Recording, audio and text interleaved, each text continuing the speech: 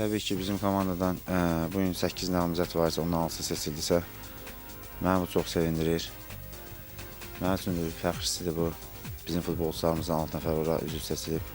Amma bu o demək deyil ki, həmin futbolçular oranın %100% daim üzvdülər, yox. Mənim futbolçularıma demişəm ki, orada möhkəmlənməlisiniz, özü də əsas heyətdə möhkəmlənməlisiniz. Yəni, qarşılarına məqsəd qoymalılar ki, 17, 19, 21, ta milli komandaya qalxana kimi onda özlərini futbolçu kimi hiss eləsinlər.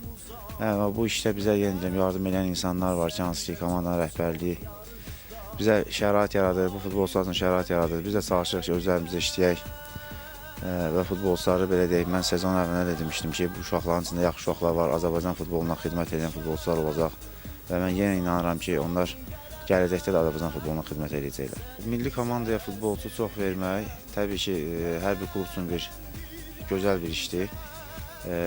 Milli komandaya mən həmişə demişəm ki, Hacı Məhrəmlə söhbət edəndə ki, əsas məqsəd nədir burada? Məqsəd o ki, Azərbaycan futboluna xidmət etmək, futbolçu yetişdirmək. Əgər bugün biz öz liqamızda ikinci yerdə gediriksə, biz bugün hətta mən deyədim razı olaraq ki, 3-cü, 4-cü yerdə gedək, amma milli komandaya daha çox futbolçularımız olsun. Çünki Azərbaycan futboluna belə deyək, bu uşaqlarla gözəl bir töhfə vermək istəyirik biz. Bu uşaqlarla mən ilk dəfə bu komandaya gəndə söhbət eləmişdim. Bunlar Aslan Kərimov rəhbərliyi altında bir il, yarım, 2 il bundan qabaq yığışıblar.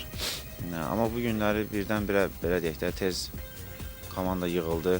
Yəni hələ tam komanda belə deyək formalaşmayıb, komplektləşməyib. Sadəcə olaraq bu belə deyək, bu etapları bu uşaqlar çox yaxşı keçməlidirlər ki, mən yenə deyirəm ki, komandanın daim üzvləri olsun, özəyi olsun. Bu artıq belə deyək də AFFA-nın qərarı idi ki, tez yığılsınlar, Maltaya getsinlər. Mən düşünürəm ki, gələcəkdə hələ oktyabr ayında Avropa çempionatı olacaqsa, ona qədər daha çox belə deyək, təlim toplanış məşqləri olacaq və orada bu uşaqlar tam özlərini göstərə biləcəklər.